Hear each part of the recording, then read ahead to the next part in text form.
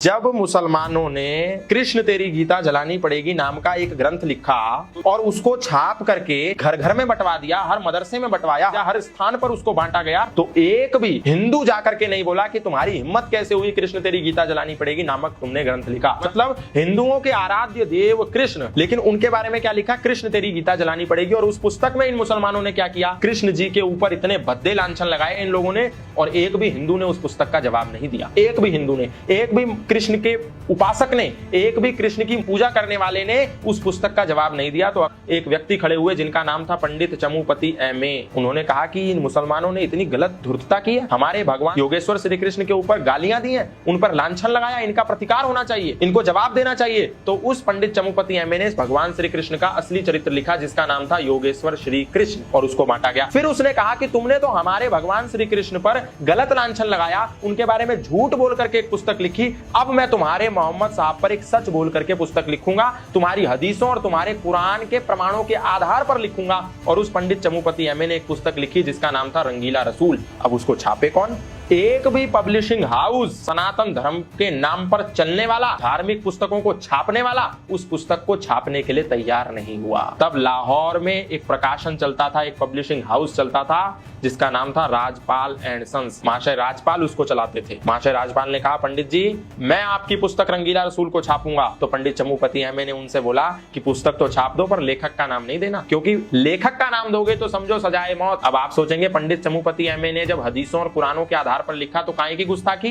भाई नुपुर शर्मा ने भी तो वही बात बोली थी जो जाकिर नाइक अंतरराष्ट्रीय मंचों पर खड़े होकर बोलता है, क्योंकि वो नुपुर शर्मा ने बोली तो वो गुस्ताखी हो गई, और वही जाकिर नाइक बोलता था, इस्लामिक धर्म गुरु बोलते थे तो वो सही था। तो जब पंडित चमुपति एमए ने कहा तो महाशय राजपाल ने कहा, आप चिंता मत करो, मैं आपका नाम नहीं दूंगा और मैं वचन देता हूँ मरते दम तक मर जाऊंगा, आखिरी सांस तक आपका नाम लीक नहीं करूंगा पंडित जी। और उसने वो पुस्तक छापी महाशय राजपाल ने अपने प्रकाशन से, और लेखक के सेक्शन में लिख दिया दूध का दूध और पानी का पानी, और वो पुस्तक सब जगह वितरित कर दी गई। अब जब वितरित कर दी गई तो पूरे इस्लामी कुनबे में हड़कंप मच गया कि ये क्या हो गया, अनएक्सपेक्टेड चीज हो गई। उनको ऐसा लग रहा था सनातनी तो सुसुप्त अवस्था में चले गए, सरप्राइजिंग हो गया, उनको धप्पा हो गया। अब क्या करें? तो महात्मा गांधी ने बोला कि तुम्हें इन हिंदुओं को जवाब देना चाहिए। यंग इंडिया उस समय महात्मा गांधी का अखबार छपता था, उसमें बाकायदा लेख लिख करके महात्मा गांधी ने कहा मुसलमानों को हिंदुओं से लड़ना चाहिए, और मुसलमान लड़े। कई बार महाशय राजपाल पर हमले हुए कि बता दे कौन है इसका लेखक, लेकिन महाशय राजपाल ने नहीं बताया। अंततः गत्वा ये केस लाहौर के हाई कोर्ट में पहुंचा। हाई कोर्ट में लगभग 3 साल ये केस मुकदमा चला। जज साहब ने 5 मौलवियों की एक समिति बनाई और बोला कि ये देखो ये रंगीला रसूल इन्होंने लिखी है, मुसलमानों ने इस पे केस कर दिया है, तुम इस पुस्तक को ले जाओ और ले जाकर के देखो कि इसमें कौन सी बात ऐसी लिखी है जो झूठ है, कोई ऐसी बात है जो अप्रमाणिक है, जिसका कोई रेफरेंस ना हो तुम्हारी हदीसों में, तुम्हारी कुरान में।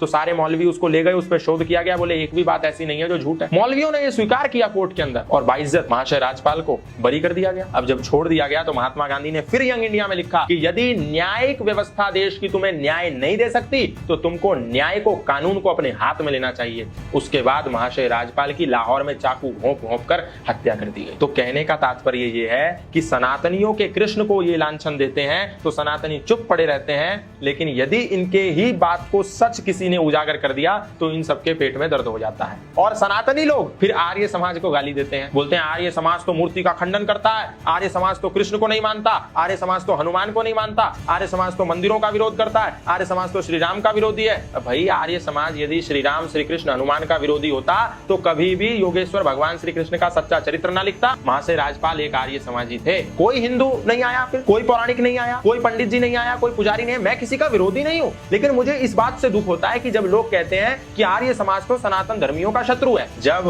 हैदराबाद के निजाम ने मंदिरों में हैदराबाद में ताले लगा दिए तो एक भी मंदिर का व्यक्ति पूरे देश से एकत्रित होकर नहीं गया कि वहां जाकर के हम युद्ध लड़ेंगे और मंदिरों के निजाम के आगे लड़ाई लड़कर अपने मंदिरों के ताले खुलवाएंगे। आर्य समाज गया, स्वामी महात्मा नारायण स्वामी गए और जाकर के हैदराबाद के निजाम को घुटने पे टेका और मंदिरों के ताले खुलवाए। किसने?